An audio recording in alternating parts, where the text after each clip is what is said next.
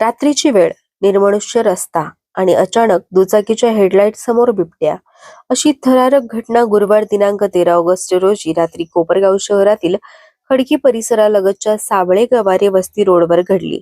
या घटनेने परिसरातील नागरिकांमध्ये भीतीचे वातावरण निर्माण झाले आहे. रात्री सुमारे 9 वाजता जाधव दाम्पत्य दुचाकीवरून घरी जात असताना खडकी लगत असलेल्या साबळे गवारे वस्तीकडे जाणाऱ्या रस्त्यावर अचानक त्यांच्या दुचाकीसमोर बिबट्या आल्याने दोघेही घाबरले. मात्र जाधव दाम्पत्याने प्रसंगावधान राखत दुचाकीचा हॉर्न वाजवला आणि मोठ्याने आवाज केला. आवाज होताच बिबट्याने तेथून पळ काढला आणि संभाव्य धोका टळला. सुदैवाने या घटनेत बिबट्याने दाम्पत्यावर हल्ला केला नाही. काही दिवसांपूर्वी याच परिसरात जनावरांसाठी चारा आणण्यासाठी गेलेल्या एका तरुणालाही बिबट्याचे दर्शन झाले होते. त्यामुळे या भागात गेल्या काही दिवसांपासून बिबट्याचा वावर असल्याचे नागरिकांचे म्हणणे आहे. एकाच परिसरात वारंवार बिबट्याचे दर्शन होत असल्याने नागरिकांच्या चिंतेत भर पडली आहे. शेतात काम करण्यासाठी जाणारे शेतकरी, शेतीची कामे करणाऱ्या महिला, शेतमजूर, लहान मुले तसेच वृद्ध व्यक्तींनी विशेष सावधानता बाळगण्याची गरज निर्माण झाली आहे. विशेषतः रात्रीच्या वेळी शेतात किंवा वस्तीबाहेर एकट्याने जाणे टाळावे, तसेच लहान मुलांना एकटे बाहेर पाठवू नये असे आवाहन करण्यात येत आहे.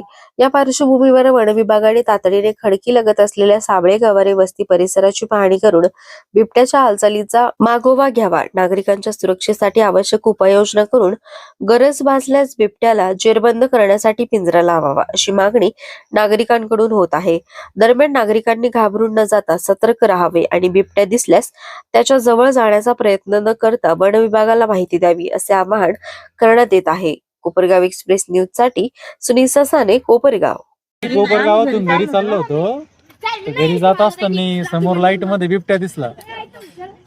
तुम्ही टू व्हीलर वर होते का? रिटर्न आलो. टू व्हीलरच्या उजेडामध्ये दिसला. तो एकदम शांत वातावरणात चाललेला होता. मग मी हॉर्न लावून धरला आणि त्याच्यानंतर तो सरकला थोडासा साईडला. मग आम्ही रिटर्न खडकीमध्ये आलो. काय भरपूर मोठा होता होता आणि जाड तोंड होती, मोठा आहे. दोघांनी पाहिला का? दोघांनी पण मला थरथर होतंय अजून पण. तुम्ही कुठे चालले होते? आम्ही गावारी घरी चाललो होतो. गावारी वस्ती. काय नाव तुमचं? अविनाश जाधव.